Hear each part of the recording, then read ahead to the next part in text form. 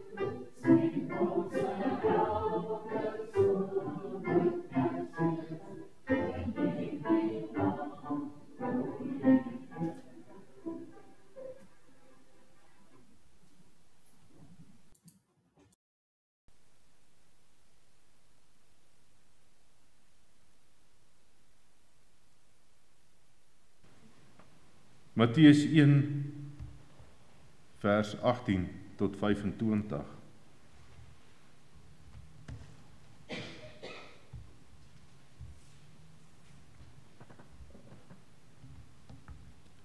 Ek lees vir ons. Die geboorte van Jesus Christus was dan so. Toe sy moeder Maria verloof was aan Josef, Voordat hulle saamgekom het, is sy swanger bevind uit die Heilige Gees. En Josef, haar man, omdat hy regverdig was en onwillig om haar openbaar te maak, het hom voorgenem om in die geheim van haar te skei. Maar terwyl hy dit in die gedagte gehad het, verskyn daar 'n engel van die Here in 'n droom aan hom en sê: Josef, seun van Dawid, wees nie bevrees om Maria, jou vrou, by jou te neem nie, want wat in haar verwek is uit die Heilige Gees. En sy sal 'n seun baar en jy moet hom Jesus noem, want dit is hy wat sy volk van hulle sondes sal verlos. En dit het alles gebeur, sodat die woord vervul sou word, wat die Here deur die profeet gespreek het. Kyk, die maagd sal swanger word en 'n seun baar, en hulle sal hom Immanuel noem. Dit is, as dit vertaal word, God met ons. En toe Josef uit die slaap wakker word, het hy gedoen soos die engel aan hom beveel het, en sy vrou by hom geneem. En hy het haar nie bekend totdat haar eersgeborene seun gebaar het nie, en hy het hom Jesus genoem. Tot sover uit die onfeilbare woord van God. Ek gaan vir die manne vra vir wie dit moontlik is om te staan, en dan verenig ons saam in gebed.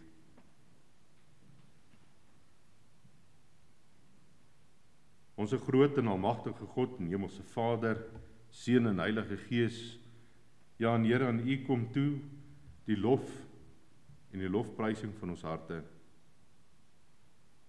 Ja, Hemelse Vader, hier waar ons vandag die geboorte van U Seun kom herdenk, Hemelse Vader, wil ons vra dat U ook hierdie diens sal seën. Ja, Here, dat U die Heilige Gees sal stuur om van sitplek tot sitplek te gaan en harte en ore ontvanklik sal maak vir die woord wat uitgaan. Ja, Here, ons bid ook so dat hierdie woord nie ledig sal terugkeer na U toe nie, maar dat hierdie woord in harte gebere sal word en hierdie evangelie van Jesus se geboorte ook daar buite verkondig sal word. Ja, Here, ons wil hierdie kerkraad aan U opdra, vir die besluite wat geneem moet word en vir die toekoms van hierdie gemeente, Here. Ons wil ook die beroep wat eersdaags moet uitgaan, Here, ook so aan U opdra, dat U die regte persoon sal kies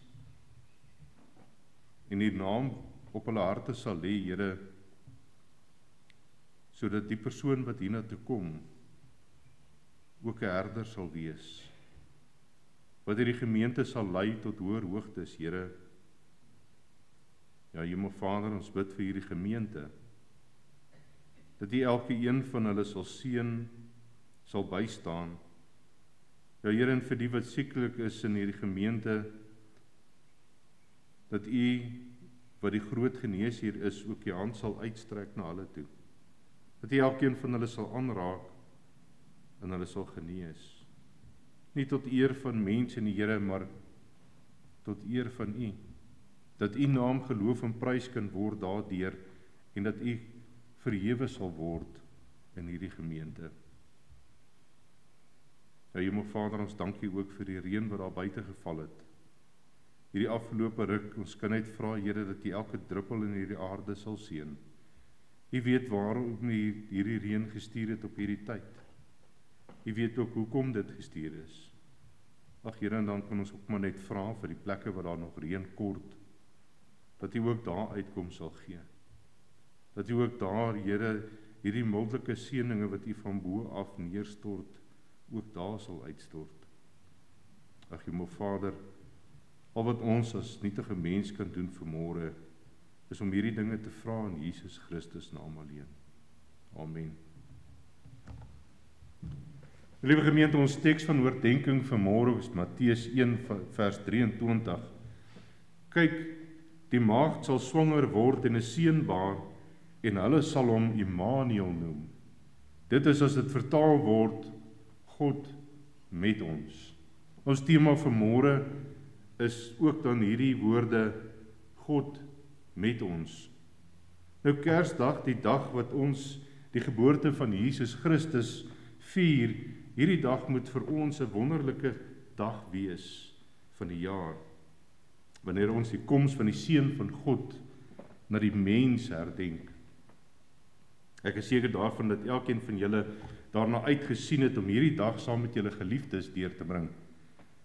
Die kinders het ook seker almal geskenke gekry, asook die groter kinders onder ons.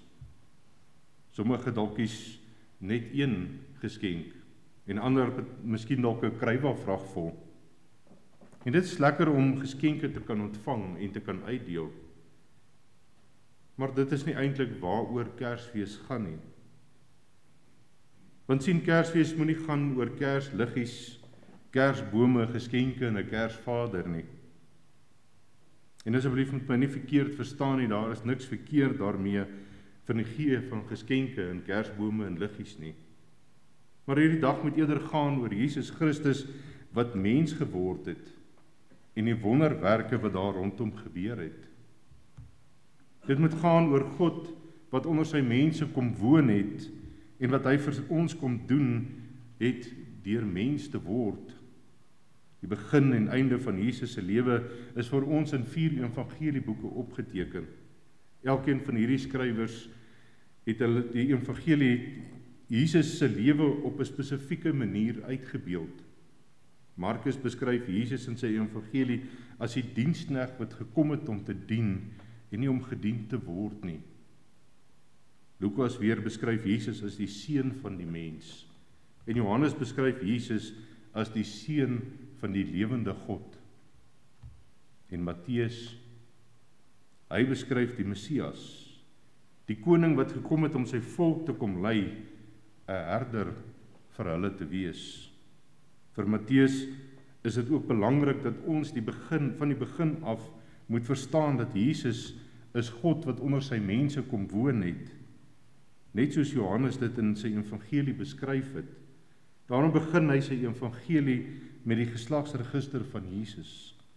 Daar in Matteus 1, verse 1 tot 17, waarmee hy ons herinner dat Jesus een van ons geword het. Dat sy voorsate nie net uit helde en onbesproke karakters bestaan het nie, maar uit gewone mense soos jy en ek. Mense wat ook gesondig het en dinge gehad het waaroor hulle seker skaam kon gewees het. Hy wat God is, het onder ons kom woon, soos Johannes tereg in Johannes 1 vers 14 geskryf het, en die woord het vlees geword en het onder ons gewoon, en ons het sy heerlikheid aanskou, 'n heerlikheid soos 'n eniggeborene wat van die Vader kom, vol van genade en waarheid. Dis waaroor hierdie gedeelte wat ons saam gelees het ook gaan. God wat mens geword het. Op 'n manier die maagdelike geboorte wat heeltemal buite ons beperkte verstand val, kom Jesus hierdie wêreld in, word God by ons.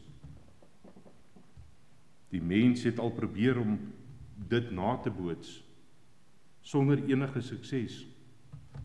Hulle kon al slakke en hase kry om geboorte te gee sonder bevrugting. Maar nog nooit kon dit met 'n mens gedoen word nie. Die stomme Josef het dit ook nie verstaan nie. Hoe kan 'n mens God in sy grootheid en sy wees selfs probeer verstaan? Selfs Dawid het in Psalm 139 vers 6 geskryf, om dit te begryp is te wonderbaar vir my, te hoog, ek kan daar nie by nie. Daarom was Josef oortuig daarvan dat Maria ontrou was en nou 'n manier uitgedink het om haar ontrouheid weg te steek. En Josef, vrome man wat hy was, hy kon nie daarmee saamleef nie en wou hy in die stilte van haar skei. Die ander opsie was natuurlik om haar ontrouheid bekend te maak, sodat sy volgens die Joodse wet met klippe gestenig kon word. Te vreeslik om selfs daaraan te dink, nie waar nie? Dit is iets wat Josef nie eers oorweeg het nie. Maar dan kom die engel in 'n droom na hom en oorreed hom om tog met Maria te trou. Want, sê die engel, haar swangerskap is deur die Heilige Gees. God is aan die werk, Josef, die seentjie se naam moet Jesus wees, want dit beteken, die Here is verlossing, of die Here bring redding. En dan voeg Matteus by, in Matteus 1 vers 22 en 23, dit het alles gebeur, sodat die woord, wat die Here deur 'n profeet, Jesaja gesê het, vervul sou word. Die maagd sal swanger word en 'n seun in die wêreld bring, en hulle sal hom Immanuel noem. Die naam wat beteken God met ons. Wat dan ook vir ons 'n groot bewys is, dat God altyd met ons wil wees. Kom ons kyk na hierdie God wat by ons is. Die persoon wie Jesus is, dit wat Matteus ons in sy evangelie wil laat verstaan. Matteus 1 vers 23, kyk, die maagd sal swanger word en 'n seun baar, en hulle sal hom Immanuel noem. Daardie enkele woordjie Immanuel, wat sê God met ons. Daarom begin hy sy boek met hierdie gedeelte en later, min of meer in die middel van Matteus, daar Matteus 18 vers 20 sê Jesus dit self, waar 2 of 3 in my naam saam is, daar is ek by hulle. Immanuel, God met ons. Dis ook die belofte, die heel laaste woorde waarmee Jesus sy disippels groet aan die einde van die Matteus evangelie, daar in Matteus 28 vers 20. En onthou, ek is by julle al die dae van tot die volëinding van die wêreld. Nie tot julle sterwe nie, maar tot aan die volëinding van die wêreld. Tot hierdie wêreld wat ons vandag op lewe tot niet gaan. Jesus is Immanuel, God by ons. Hy is en bly en sal altyd by ons wees. Dawid beskryf dit in Psalm 139 vers 7 tot en met 10, soos volg: Waar sal ek heen gaan van die gees en waarheen vlug van die aangesig? Klim ek op na die hemel, U is daar. Maak ek die doderyk my bed, kyk, U is daar. Neem ek die vleuels van die dageraad, gaan ek by die uiteinde van die see woon, ook daar sal U hand my lei en die regterhand my vashou. Met Jesus se koms na die wêreld, so wil Matteus ons ook laat verstaan, het God deel van ons wêreld geword. Hy het deel van ons lewens geword. Daarom begin hy sy evangelie, sy verhaal oor Jesus, met hierdie versekering. Jesus is God in ons midde. Hy het gekom sodat ons nie aan onsself oorgelaat sal wees nie, dat ons nie verlate hoef te wees nie. Ek lees so 'n tydjie gelede 'n stuk wat 'n 8-jarige geskryf het oor God. Onder andere skryf hy: As jy nie in God glo nie, sal jy baie eensaam wees, want jou ouers kan nie altyd oral saam met jou wees nie, soos wanneer jy op 'n kamp moet gaan nie, maar God kan. Dit is goed om te weet dat hy is by jou wanneer jy bang is, in die donker, of as jy nie kan swem nie en die grootkinders gryp jou en gooi jou by die diepkant in. Ek dink hierdie kind het verstaan wat Matteus vir ons wou sê, en Jesus is God by ons. Wanneer ons die geboorte van Jesus vier, herdenk ons nie net 'n gebeurtenis wat iewers lank gelede gebeur het nie. Want Jesus is nie net 'n figuur uit die verre verlede nie. Dis ook nie net 'n sprokiesverhaal wat ons oor en oor vertel nie. Ons vier daarmee nie net Jesus se koms na ons nie, maar ook sy blywende teenwoordigheid by ons elke dag. Want Jesus is God by ons. Net soos daardie seun geskryf het, dis goed om te weet hy is by jou as jy bang is, kan ons ook vandag sê. Dis goed om te weet hy is by jou as jy eksamen skryf.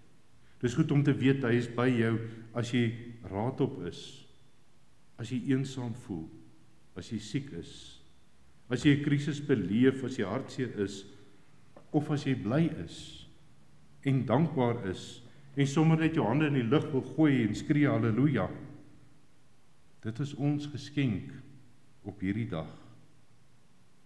Maar Matteus wil nie net vir ons vertel dat Jesus Immanuel God by ons is nie. Hy wil ook ons laat verstaan wie hierdie ons is en moet wees by wie God is. Matteus 1 vers 19 skryf hy oor Josef en Josef haar man, omdat hy regverdig was en onwillig om haar openbaar te maak, het hom voorgenem om van haar in die geheim te skei. Dis hoekom hy vir ons iets meer oor Josef wil vertel. Hy het klaar in die geslagsregister gesê, Jesus word mens onder gewone mense, nie heilige mense sonder sondes nie.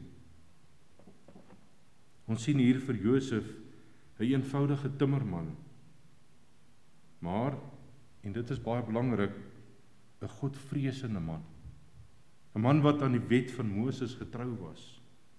Dis die soort mens by wie God wil woon. Ons sien ook later in die gedeelte dat Josef die opdrag wat die engel van die Here aan hom gegee het, wel uitgevoer het. 'n Man gehoorsaam aan God se opdrag. Jesus word mens, Immanuel, by mense wat naby God leef en aan hom en sy woord gehoorsaam is. Ons kan almal Kersfees vier en geskenke uitdeel en Kersboom met liggies in ons huise hê en Kersliedere sing.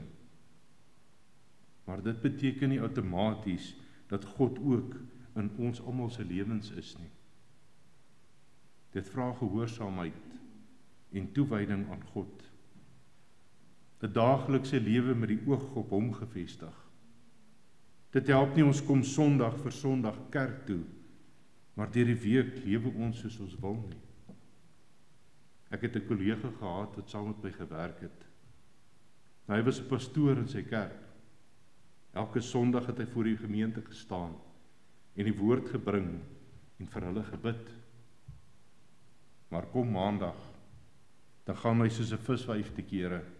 Hy swets op sy medewerkers en die wat onder hom werk, soveel so dat die see hulle nie eens kon skoon was nie. Een oggend toe hy weer so te kere gegaan het ek hom genader en vir hom gevra, ek hoor jy is 'n pastoor. Pastoor gaan mos nie so te kere nie. Hy het stil geraak en ek kon sien hy moes eers diep oor hierdie saak dink en sy antwoord aan my was toe gewees, jy sien, ek is net pastoor op Sondag. Net 'n pastoor op Sondag. Is dit nie ook maar hoe sommige van ons lewe nie? Is jy nie dalk net 'n Christen net op Sondag nie? En die res van die week is jy maar net 'n gewone mens wat maar by die wêreld en sy dinge inval. Want sien, die lewe daar buite is dan tog so lekker. En ons wil dit mos nie mis nie. 'n Mens lewe mos net een keer. Dis die gesegde wat mense mos altyd gebruik. Jy moet dit mos geniet. Dink jy dis die tipe mens wat God by sal wil woon? Ek twyfel sterk daaraan. As ons wil hê God moet met ons wees, by ons woon, in ons woon, dan moet ons lewe daarvan getuig. My sit, my staan, my alles moet in die Here wees. My hele lewe moet van hom getuig. Dit moet getuig van God wat met my is. Wat beteken dit as God met ons is? Kom ons kyk. En hiermee sluit ek dan ook af. Wat dit beteken as God met ons is? Wat kan ons verwag as God met ons is? Vers 13 na Matteus, en toe hulle teruggegaan het, verskyn daar 'n engel van die Here in 'n droom aan Josef en sê, staan op, neem die kindjie en sy moeder en vlug na Egipte en bly daar totdat ek jou sê, want Herodes gaan die kindjie kom soek om hom dood te maak. Ek dink Josef en Maria sal vir ons baie daarvan kon vertel. Want hulle het in hulle eie lewens beleef wat die praktiese implikasies is van as God by jou is. Hulle moes hulle eie beplanning eenkant laat en toelaat dat God hulle lewe beplan en reël. Hulle huwelik het totaal anders begin as wat hulle dit vir hulle self voorgestel het. Nie 'n groot troue met al die bure en die vriende saam nie, maar stil, want Maria was swanger. Maar God was by hulle en het na hulle gekyk en omgesien. Toe Herodes se moordbendes in Bethlehem aangekom het, was Josef en Maria en Jesus reeds weg, want God het hulle voortydig gewaarsku en hulle kon in Egipte gaan bly.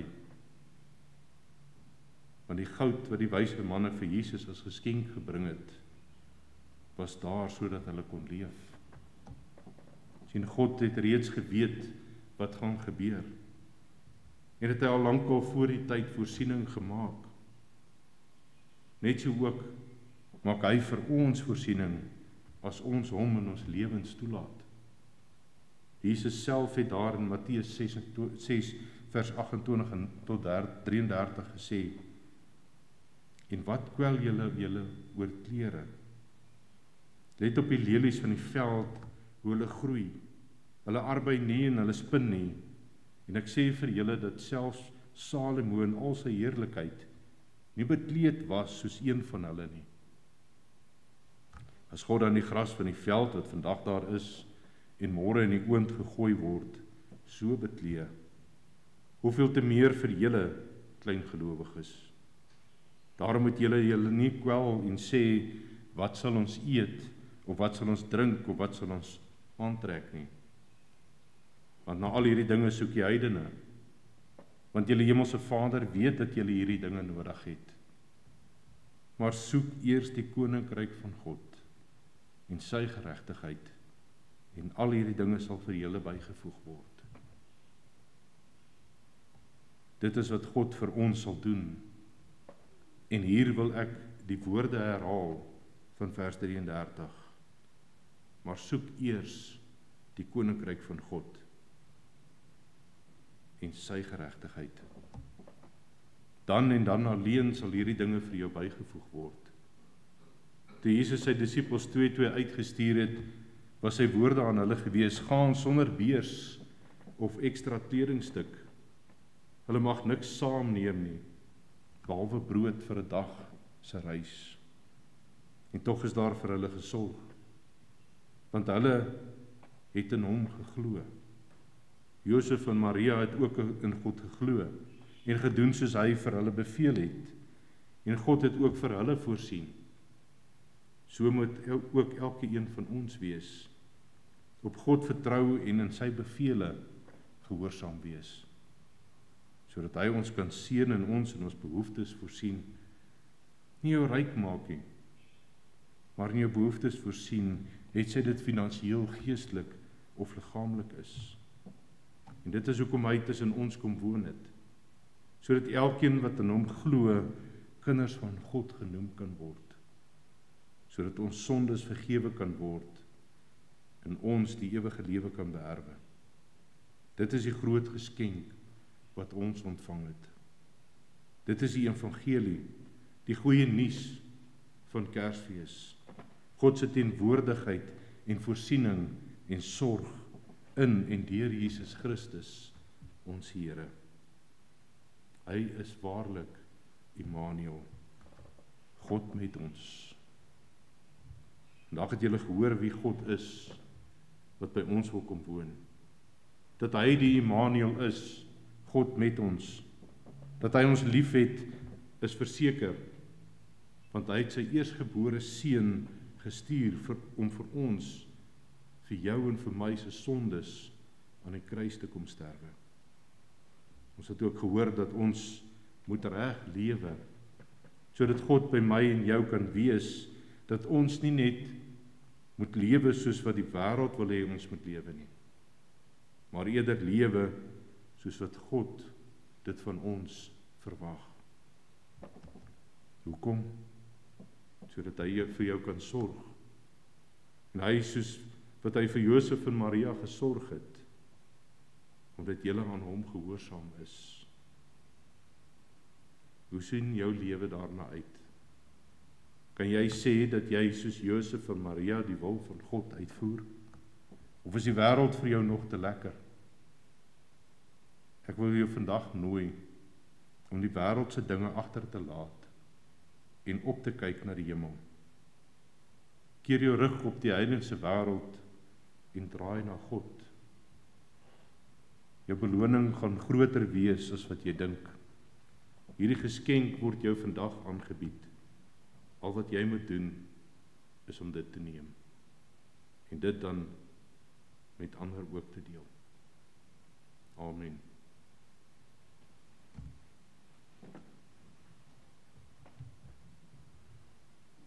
Onse groot en almagtige God, ons dank U, Hemelvader, dat U U Seun vir ons gestuur het om mens te word. Here Jesus, ons dank U dat U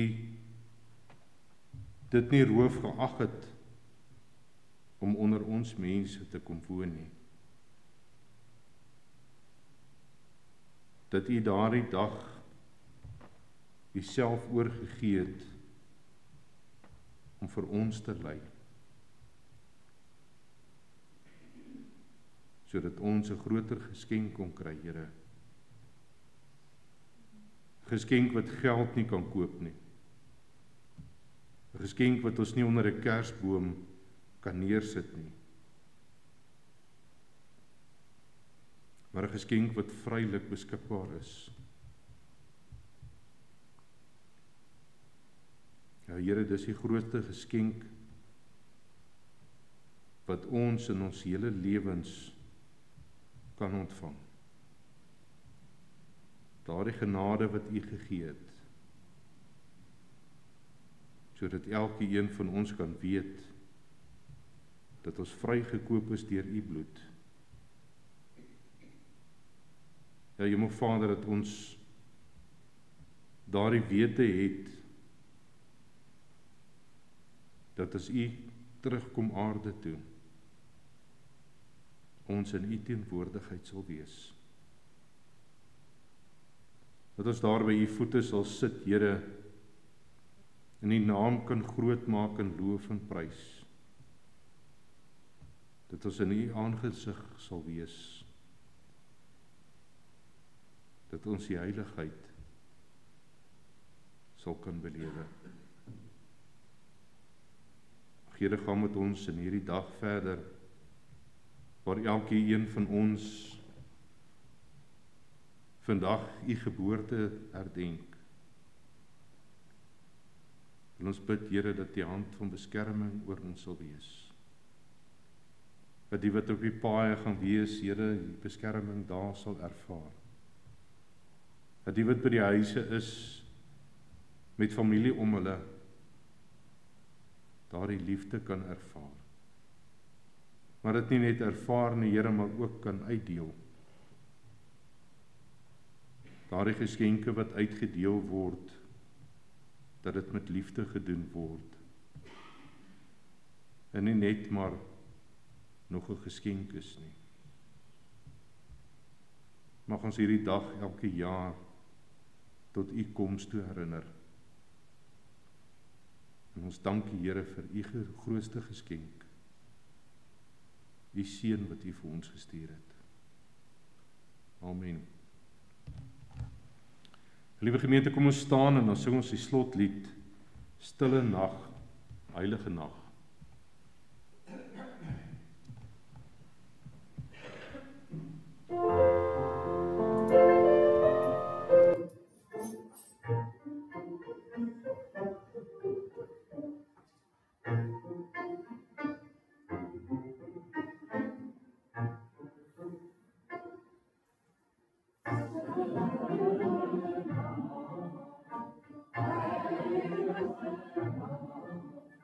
Oh